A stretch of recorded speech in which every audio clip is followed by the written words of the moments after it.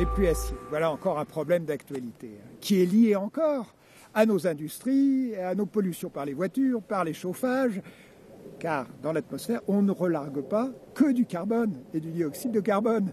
On largue aussi du soufre, des oxydes d'azote, de l'ozone, des métaux lourds, enfin des tas de saloperies. Bon. Et effectivement, le problème est apparu dans les années 1970. Ce sont les forestiers allemands qui, du côté de la forêt noire et aussi en Bavière, ont observé que les cimes de leurs résineux devenaient jaunes et puis petit à petit la cime dépérissait. Et ils se sont dit, mais c'est terrible, nos arbres sont empoisonnés, quelle en est la cause? Et immédiatement, on a commencé à parler de pluie acide. Parce qu'effectivement, du soufre ou de l'azote combiné avec de l'oxygène et de l'eau, ça fait de l'acide sulfurique et de l'acide nitrique. Oui, enfin, à petite dose. Et effectivement, dans les années 80, on a pris à bras-le-corps le problème, en se disant, est-ce que ces fameux, au fond, bouillons de chimie qu'on relâche dans l'atmosphère ne sont pas en train de faire mourir nos forêts? Et il y a été mis en place au niveau européen un plan bleu DEFORPA. Ça veut dire déporissement des forêts attribué à la pollution atmosphérique. Et là, avec les forestiers, leur accord et leur aide, et puis des scientifiques, on a mis des réseaux d'observateurs sur des placettes qui observent dans toutes les forêts d'Europe, au fond, ce qui se passe. Et on essaye de repérer, là, il n'y en a pas dans cette forêt, c'est merveilleux, ici elle est saine, on a commencé à observer les dépérissements, les jaunissements d'aiguilles, les dépérissements de cimes, et on les a comptabilisés en classe. Et on a remarqué qu'à un moment, certaines forêts étaient touchées, même de l'ordre de 30 à 40%.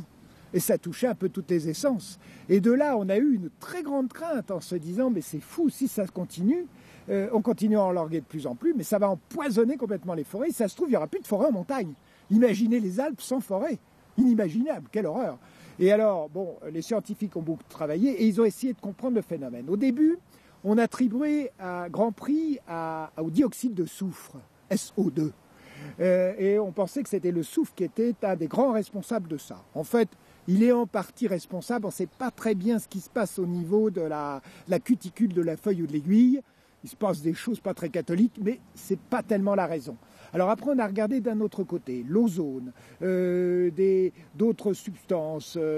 Enfin bref, on s'est aperçu qu'il y avait un cocktail en fait de polluants qui se combinaient et tout ça devait être conjugué avec les aléas du climat. Et en fait, le danger apparaît quand il y a des sécheresses, notamment, car qu'est-ce qui se passe? Ça se passe surtout au sol plutôt que sur les feuilles. Il y a petit à petit un écoulement le long des troncs, dans les pluies, et puis petit à petit, ces pluies acidifient le sol, donc ils en bloquent un peu le fonctionnement de cette myriade d'êtres vivants qui redécomposent la matière. Il y a aussi des teneurs d'aluminium qui sont un peu louches et qui gênent les arbres. Rajoute là-dessus une sécheresse, l'arbre est en stress parce qu'il n'est pas bien pour capter ces éléments nourriciers. Un coup de sécheresse et hop, il se met à dépérir et il bascule. Alors, la recherche en est là pour le moment. Elle sait qu'il y a une conjugaison très complexe de phénomènes, qu'on est responsable en partie, mais on ne sait pas exactement dans quelle mesure. Le reste, je ne sais pas. Je sais qu'il y a des colloques qui se sont peut-être tenus récemment. Il faudrait lire les actes scientifiques pour avoir vraiment l'état de la recherche sur les pluies acides à l'heure actuelle. Est-ce qu'on a des remèdes par rapport à ça? Est-ce qu'il y a une remédiation qui a été trouvée pour éviter que la forêt dépérisse? Des remèdes, bien sûr.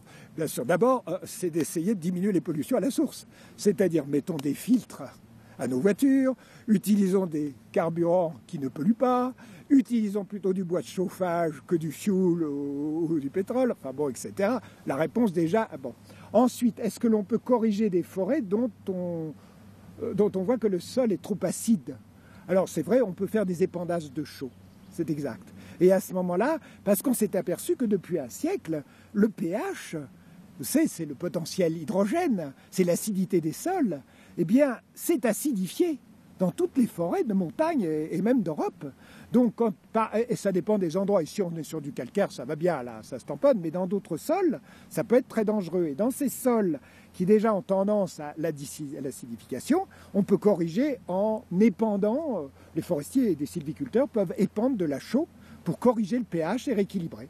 Bon, c'est peut-être un cautère sur une jambe de bois, mais c'est une façon de lutter contre cet effet dévastateur des pluies acides.